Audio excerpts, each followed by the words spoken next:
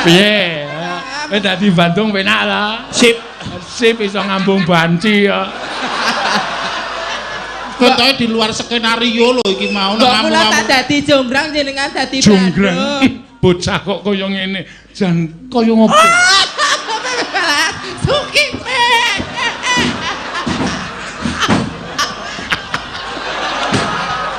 Ya Allah. Keri ngono lho, Min. Kowe kor karo Mas Solikin ki. Anu Bandung, aku diambung. Oh, tak tunjuk. Moh aku.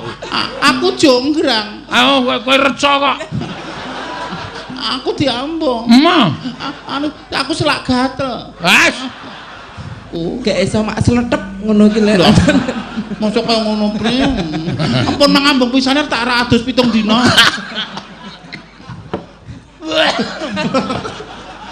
Aku sadurunge ngambung sampeyan watukku wis kumat.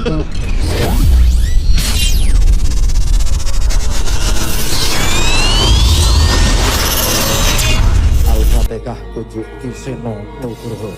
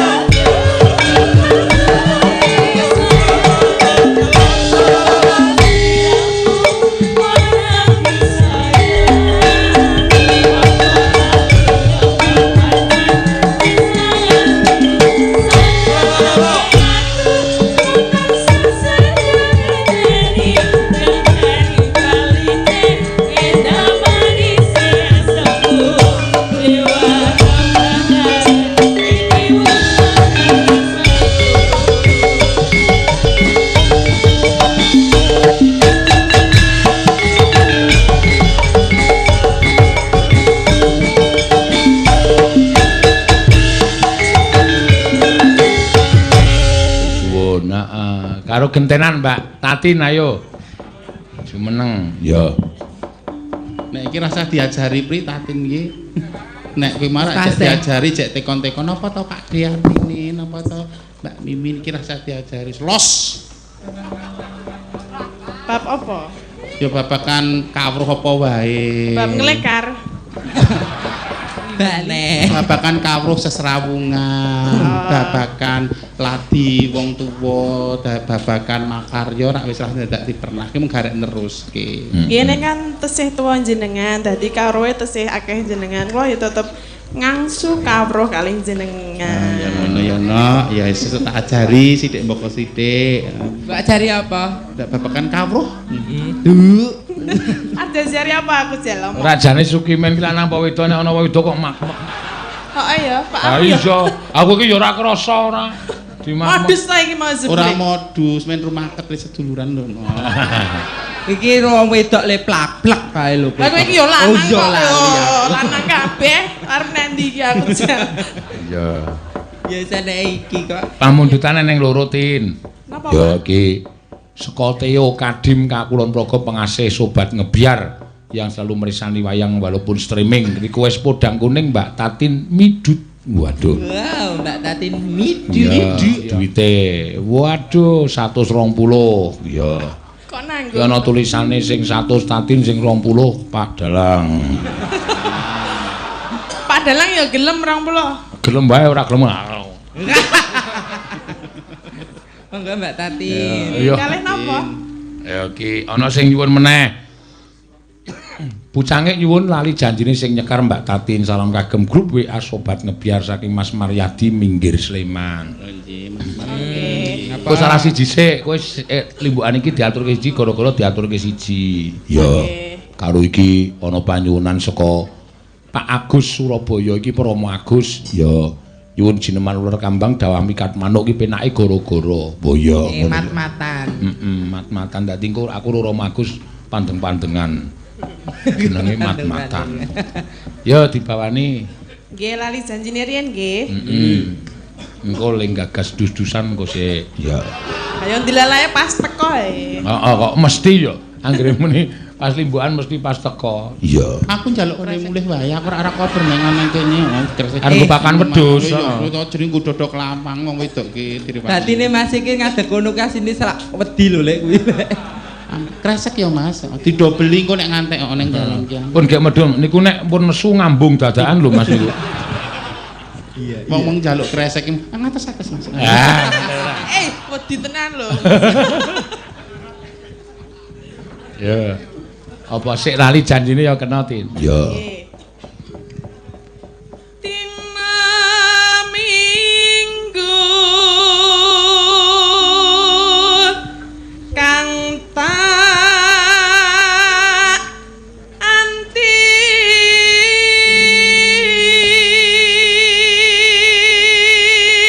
Ya iki sing nggone Pak Marsudi arep tok jaluk sisan. napa niku? Ha iku dhuwit kok.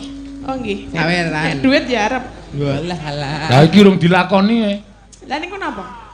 Iki apa jenenge iki nyuwun iki mau. Podang kuning.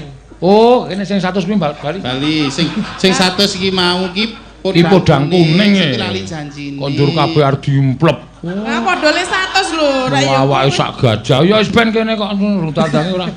Ada padha 100 kok dadak idol iki. Mbok iki dalange iki. Kok mosok dalang turu barang. Ya ora apa-apa kok, ora tekan kok. Kowe ora nyedak kok. Ya nyedak lho aku tekan kene kok ora nyedak. Wong arep nampani dadak go wuthik. Dadak disengget. Ah, sengget. Sengget purun. Apa ta sengget? Sogok. Nyengget ki sing saya kira nyegrok pelem ki lho, Nduk. Nyogok pelem. Nyengget ki nyogrok. Nyeretel. Nek wong Jawa asli saiki sok ora iso bedake. Nyogok, nyengget, nyerengget, nyeronggot kuwi kata-katane beda kabeh. Sengget. Sengget ki dhuwur disogok ngono disengget. Nek sogok Nek sogok ya disogok ngono. Pamane ana saluran banyu sing bumpet kae disogoki kanggo disogok. nek ini ya dikoroki no. Hah? Wong enggak maju mudun. Nek dikorok ki dubengke. Nyok mesti sogoke ning karo dubengkir. Kuwi dikoroki. Nek sogok ora nganggo dubengkir. Ora nganggo. Kok dhewe. Selep ngono to. Ya jadi ya piye? Ya kok dene koyo ngeplak, ngampleng, jagur wis beda-beda. Ngeplak, ngampleng jagur kan ngene beda-beda. Jagur ki tangane ngene. Padha-padha. Jagur. Sapa wingi sing bar jagur? Aku. Dadi ketoke padha-padha nibani tangan. Mula endahe basa Jawa luar biasa, kosakatanya luar biasa. Tetep kudu ngangsu kawruh. Mula aja sok ninggalke basa Jawa. Kowe iki sing saiki sinden lagi naik daune sithik-sithik basa Indonesia. Halo, ana sing apal kalau kae. Mergo cantik. Cantik, sok pinter, kemewat. Apa to? Apaan sih? Ya mergane dijak Pak Seno lho nang Jakarta kan harus bahasa Indonesia terus nang Jawa iki kegawa ngono lho. Ya gawa ya ana apik ana orane. Soale kanca kula niku tak tanamkan harus menghargai budaya masing-masing daerah. Oh ngaten. Dadi kanca-kanca niku nek mayang ning Jakarta numpak bis gedhe ngonten mandeg ning Banyumas ya medun saka bis langsung ajak kaya kowe.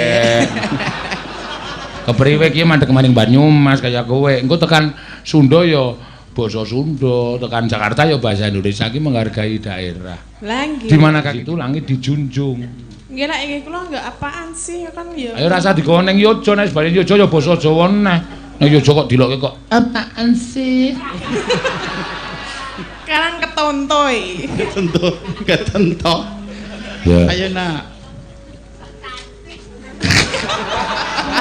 Bapak sing muni ndi ayo? Sok cantik kemayu kowe. Ora ya kae guyon lho kok terus dadi aja ya Pak Sino bareng. Aku dadi nek ketemu wong mesti Tadin sok cantik ngono iki mergo jenengan lho. Ora ya kae mau keceplosan ya. Ora tak ralat Mas aja. Iki Dadi punjeris kok kono. Iya. Pancen ayu tenan ora sok cantik, iki ora sok cantik. Ayu asli ayu. Wis viral lho ngono, tetepen. Aku nyedak ngono ya gawane ya pengin kok jenenge. Pengen nyawang kae ndahane Mbak Tatini lho. Mulane kok omongan karo aku sing dimatke kok kudu mripate rono-rono lho. Aku ki nyawang bandul kalung iki padha karo ngono aku apa ora wong wedoke seliranya kan sama.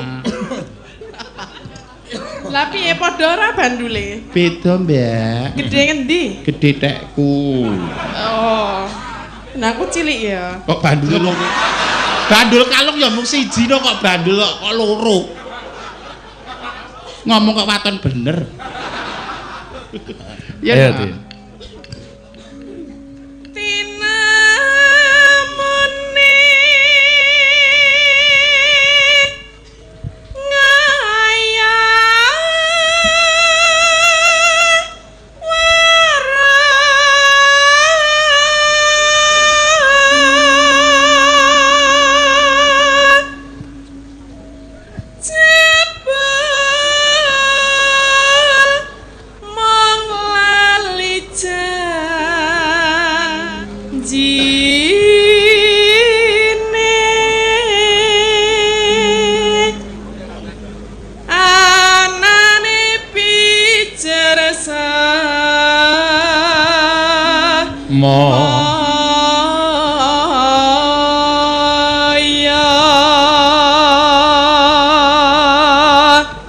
Pinter golek. Pinter golek. Tilasan. Alasan. Kok tilasan? Tilasane sapa? Kirangan. Alasan. Yeah.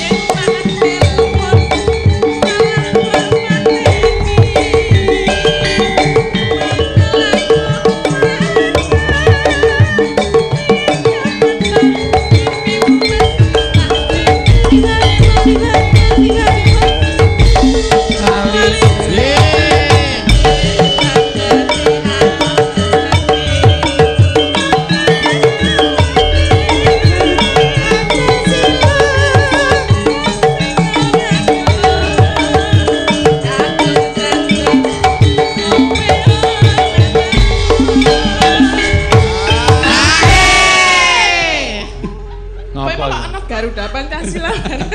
Lah aku iki senggaan ngono Oh, lho. ya sesuk tak nggone ya. Terus anteng. Piye senggakane piye ki mau? Garuda Pancasila. Mangga. Sen-sene.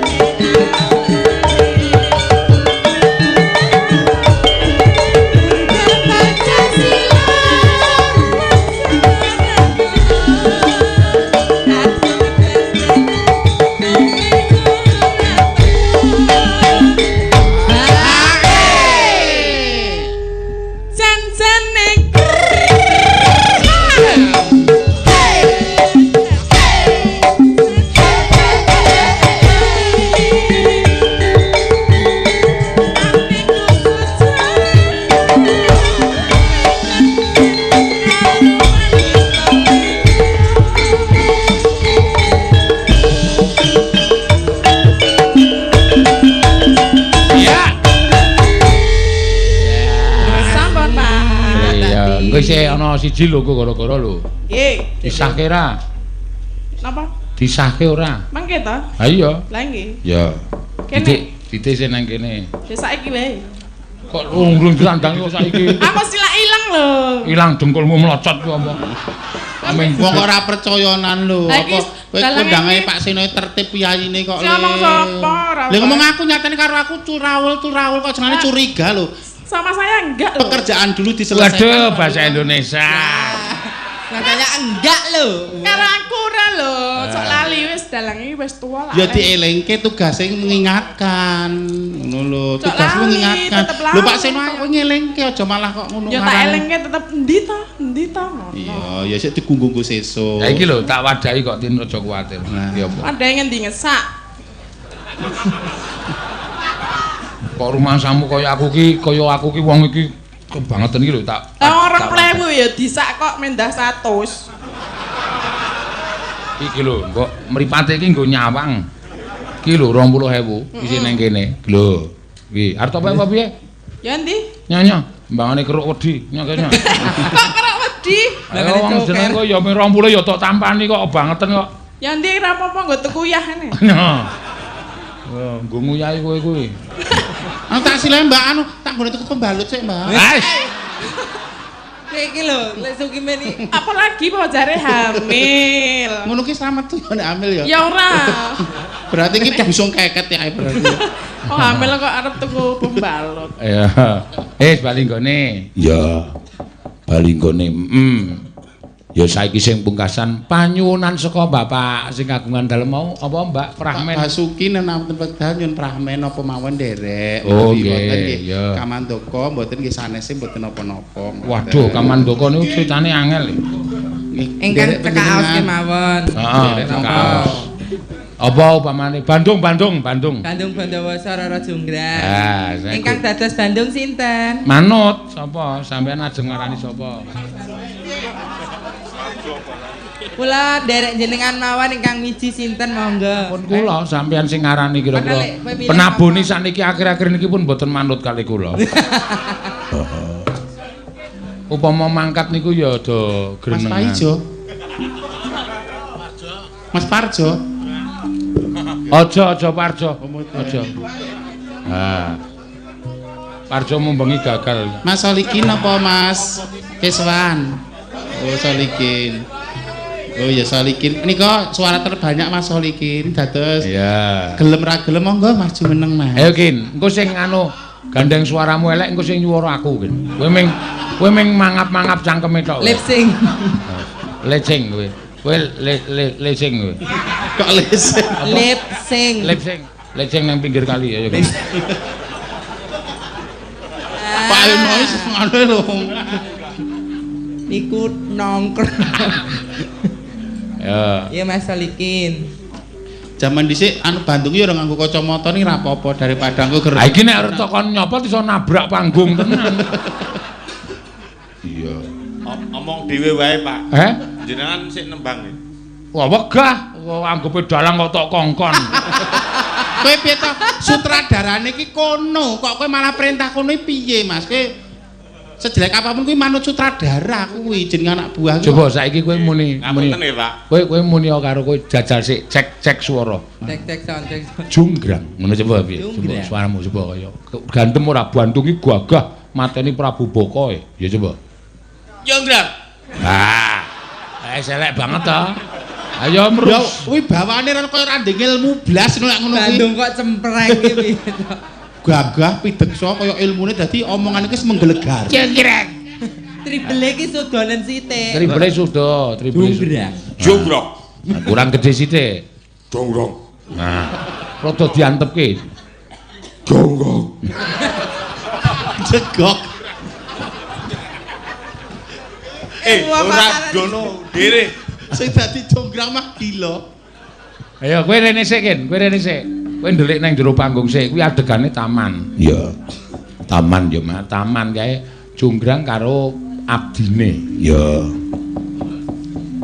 Turuk. Tuk.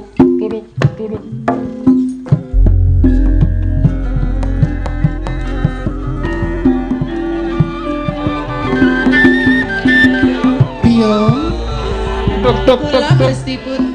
Wis sawetara wektu sliramu cumondo ing Taman Sari Wonosegoro ngene mrangguli kawontenan kang kaya mangkene piye munggo rasamu Biung?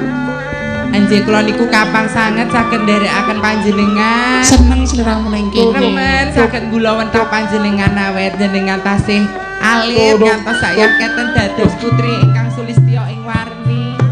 Ning kahanan ing Wonosegoro beda beneh karo riyen kok Biung. Mboten main. Wis beda karo biyen. Pitados kula Gusti Putri. Biyen ki katon gemah ripah loh Cinawi. Saiki kahanane morak-marik kaya ngene Biung.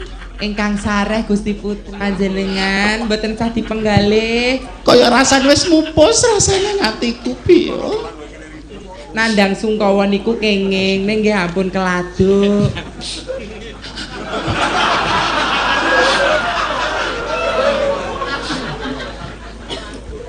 Ayo.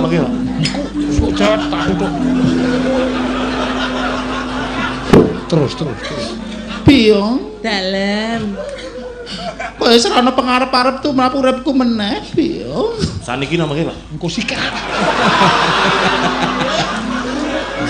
Iki jane piye kok geringake kok kuwi juru taman apa gedibal apa-apa? Papan mriki menika kok dados wonten kedadian kados mekaten menika awet saking vokal gawene sinten to? Kamandoko. Bandung udu Kamandoko. Oh, Bandung lho.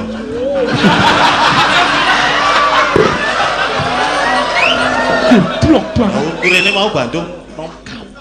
Bandung. Nggih, siap. Ora srosro mikir iki ora srosro.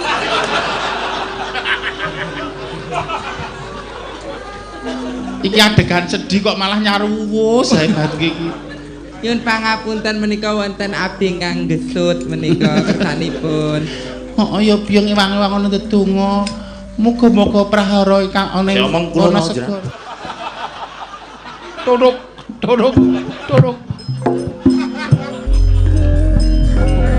Menika sinten Gusti Putri? Jonggrang. Tok.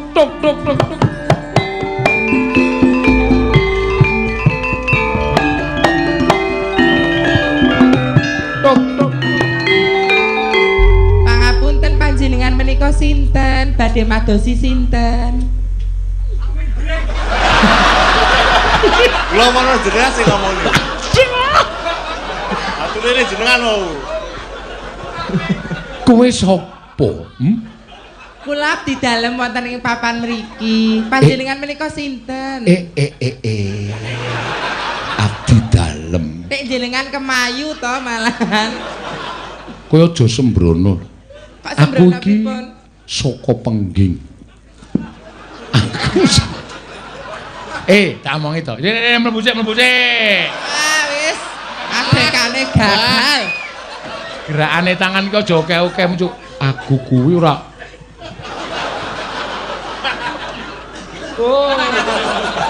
Maka wong step sing wibawa lho, Mas. Sing wibawa. Yo. Jonggrang wis cantike kaya ngono kok malah utah-utuh. Ayo sampe. Ya iki Biyong. Mau milih aku. Oh, kok isih gedumel. Kok wis masak. Nek wis ngadeg on stage ya wis paribasane wis kon rasa ngono-ngono kuwi. Yo, siap. Wis siap kok iki. Serius ya? Serius. Yo, saiki monggo. Besok karo luwih tratak. Yo, Pak, siap Pak Seno. Ya. Biyong. Pripun? Ya iki manungsa murang tata kang aran Bandung Bandawasa. Menika Bandung Bandawasa Iki manungsane Biyong. ingkang damel dareda wonten ing papak. Walah alah. Jonggrang.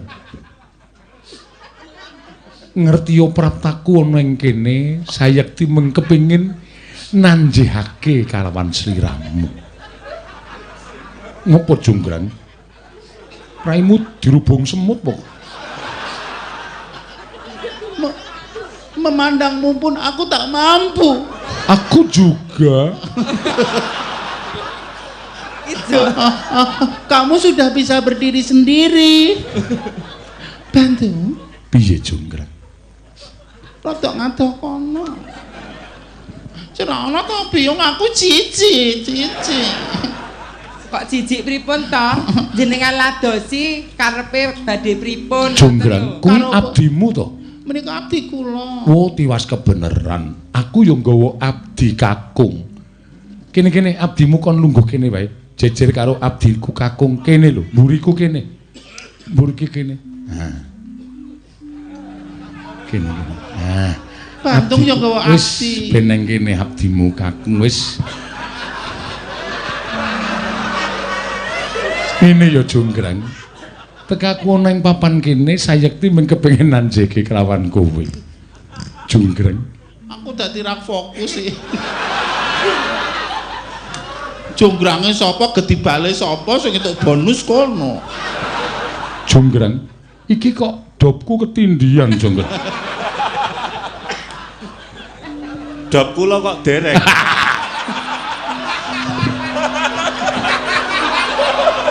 Iki beda kelir, wis beda kelir. Kono ketindian ya sebenak iki. Kowe calon gumanti nata ing Pengging kok malah neka-neka. Kene negaramu wis tak bedah, wong tuamu wis tak pateni. Mula kowe dadi putri boyongan, malah kepasang yugya. Satenane aku kuwi duwe rasa tresna marang kowe, Jonggrang. Bantung. Opo? Wektu dina iki aku durung nentokake pilihan ndi priya kang bakal dadi jatukramaku kok Bantung. Lho, sing bakal dadi jatukramamu ki priya sing ana ngarepmu iki. Aku ora iso nglakoni. Iso. Rasane atiku urung kuwawa nampa katresnan saka kowe, Bantung. Katresnan kuwi butuh wektu. Mengko yen kowe srawung karo aku suwe-suwe ning Pengging, mesti bakal suwe-suwe ketuwan rasa tresna. Kahanane wana segara setintrim kaya ngene kahanane uga raja pati aku ora iso andun katresnan marang kowe. Mula kowe tak boyong ning Pengging. Aja mung kene. Ayo to, wis ora usah dadak kowe. Ya wis nek ngono golek nggon yo. Anu kok ora. Ya wis, nek ngono aku tak golek tisu. Jaman dhisik ya ora ono tisu wong golek tisu barang. Ya wis sak olahe godhong. Bandung. Kok Bandung? Jonggrang. Piye Bandung? Gelem ya. Gelem apa ora ya? Piyong kowe iki nang ndi to, Piyong? Pun mriku dipun lajeng kula nembe indah hoi. Gak piye Bandung wong wedok kene langsung to the point ngono iki kok ora iso. Ki mbok dirayu-rayu piye ngono. Gawe galur sawangen. Ana manuk loro sing padha cucuk-cucukan kae. Manuk endi to? Kae, heeh. Oh, kae gemak. Mula kok tak rungokke suarane ceket-ceret. Dhuwur kae. Kae ana manuk. Menika Doro sing padha cucuk-cucukan. Rungokno to suarane. Sing lanang kira wok ketekur. Sing wedok ora Oh manuk doro, Pak. manuk. Kok kaya manuk ancel bumi to, Kang? Ancel gangi. Etek-etek crit. Jonggrang aja sembrono to kowe iki piye ayu kok tret.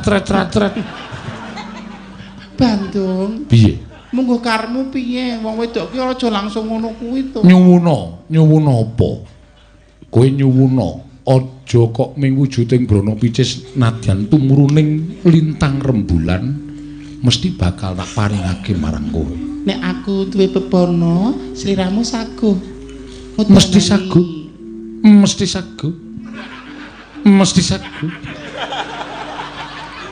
Kok wong kono ra mundhak tangane ngene. Kono ki ra muni kok ngene padahal kok iki rada apa piye? Aku mesti saguh mujudi Jonggrang merga kowe iki wanita sing tak tresnani. Lumangit ora ana wong wadon ingkang bisa nuju prana kelawan penggalihku kejaba mung sira Jonggrang. Nyuwuna. Apa kowe nyuwun patine? Tak ajar kowe nek njaluk pati kowe. Ya rumpus aku iki. Ngene Bandung. Iya, piye? Wektu dina iki uga aja wedi kangelan. Jonggrang Iya. bisa kaboyong ana ing pengging. Lamun to Bandung bisa gaweke aku candhi cacah 1000 nanging sewengi kudu dadi sadurunge jago kluro. Saku apa ora saudaramu kaya ora saku. Jawa Timur iki toprak Jawa Timur. Dadi kowe kepengin candhi 1000 ingkang dadi sewengi. Jonggrang aku ora bakal wegah. Kok kaya Pak Pujo Semoko. Aku bakal bisa mujudake candhi 1000 ingkang bakal kinarya bebono nggone pun Kakang boyong marang kowe Jonggrang. Oh. Ora sakokean gunem, rasa kokean wicara. Bandung. Angel. Mara seksenono. Entenono sawetara. Pun Kakang bakal mujudake candhi cacah 1000 Jonggrang. Wektu dina iki enggak tindakno Bandung. Iya bakal tak tindakake. Iya bakal tak tindakake. Iya bakal tak tindakake. Iya bakal tak Rasa kokean gunem langsung Iya bakal tak tindakake. Iya bakal tak tindakake. Iki kasete rusak iki. Iya bakal tak tindakake. Iya bakal tak tindakake. Bakal tak tindakake krayo kaya gawe. Ati-atiku kabeh wae aja wedi kangelan iki Bandung upaya gawe candhi cacah 1000. Nanging tipen badar lan ora kasembatan Bandung upaya gawe candhi. Padha nutuk lesem timen jago-jago padha kluru. Satemah badar lan ha 800. 998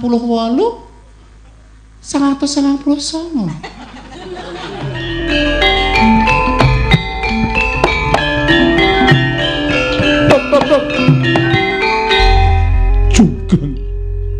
Ya kene kowe wujud reca. Awakmu atos kabeh Jonggrang. Bathukmu bathukmu atos, irungmu dadi watu, lambemu ya dadi watu, dadamu dadi watu.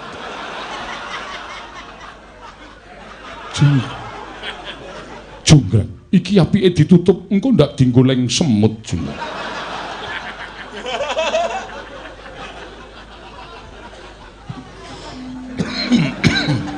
Junggrang saka gedhening tresnaku marang kowe. Kowe bakal tak pindah nang jroning candhi ingkang gedhe dhewe. Nanging sadurunge kanggo ngaturake rasa tresnaku marang kowe, tampanan nggonipun Kakang bakal ngaras marang pipimu Junggrang.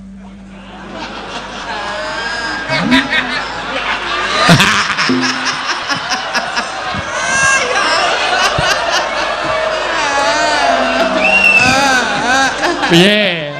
Kowe dadi Bandung penak ta? Sip. Sip iso ngambung banci ya. Kowe di luar skenario ngambung. Kula tak dadi Jonggrang jenengan dadi Jonggrang. Bocah kok kaya ngene. Jan kaya ngopo? Suki.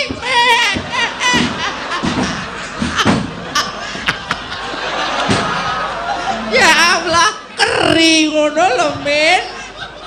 Kowe gor karo Mas Solikin ki. Anu Bandung, aku tak tunjuk. Moh aku. Aku Jonggrang. Kowe reca kok. Aku diambung. Moh. Anu aku selak gatel. Wes. Kok nek karo kowe kok gelem karo aku ora apa bedane to pri padha-padha wedoke ben cantike lho. Mung faktor usia lho, tuwa ya tok tuwa lho karepku. Gak iso mak sletep ngono ki lho. Mosok kaya ngono pri. Ampun mangambung pisane tak ra adus 7 dina.